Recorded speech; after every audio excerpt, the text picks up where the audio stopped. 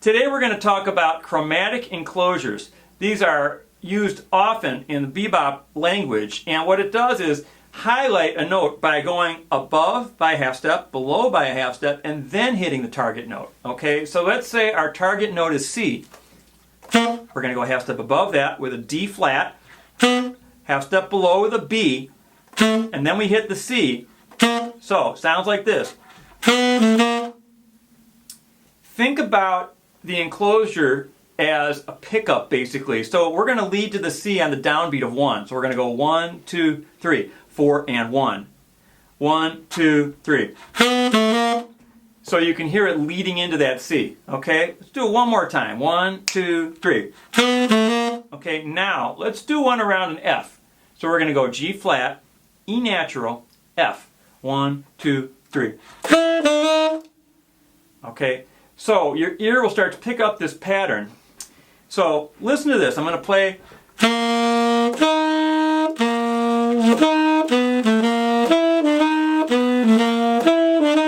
So you can kind of hear the C, da, da, with the enclosure.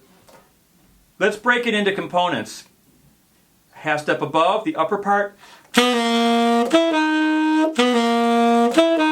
lower part of the enclosure.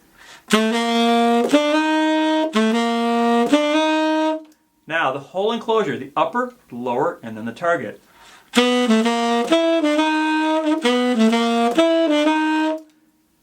whole thing is getting your ear to hear and recognize what's going on. The target is the C and the F, and the enclosure is just highlighting these targets.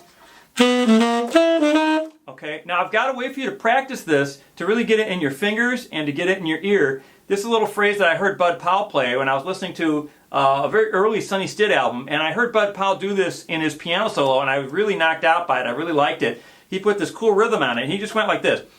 He went 1, 2. Let me do a little slower for you. 1, 2, 3.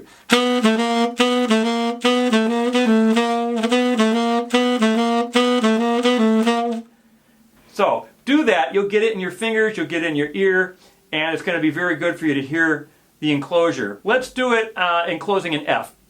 So we're going to go G flat, E, F, and we're going to do 1, 2, 3. Ba ba da, ba ba da, ba ba doo ba doo ba. 1, 2.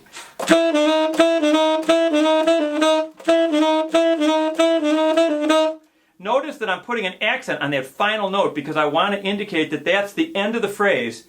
Ba ba doo ba ba doo ba ba doo ba doo ba. It's kind of like putting a period at the end of a sentence. That shows that that phrase is over, and I'm going to move on to the next phrase. Okay, so that's an additional component of the music. It's sort of beyond just the device of using an enclosure. This is getting into elements of style when we talk about dynamics and articulation, things like that. But it's good to have that in there as well. Let's go to the next one. So we're going to enclose a B flat. I'm going to play B, A, B flat.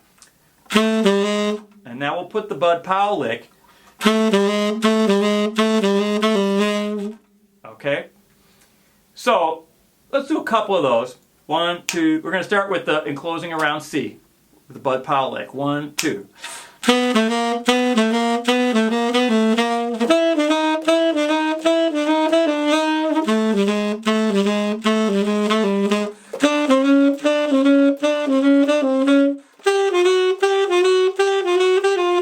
Etc. Go all the way around, do it in different registers of the instrument. Okay? It's going to take a lot of technique to do it up in the pound keys, things like that. Or if your instrument isn't saxophone, make sure to work it in different registers and get it comfortable.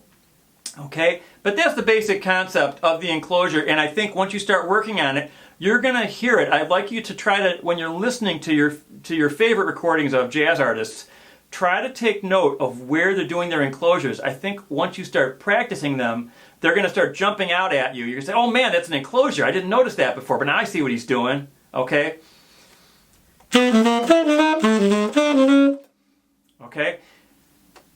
Work with those, and they're going to start to become a part of your playing. And I use enclosures all over the place, but you have to hear the target note, I think, first, and then you have to hear the enclosure as setting up the target note.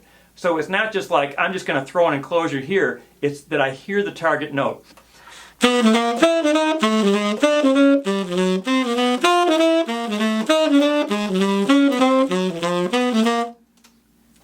Okay? Have fun with the enclosures. I'll see you soon.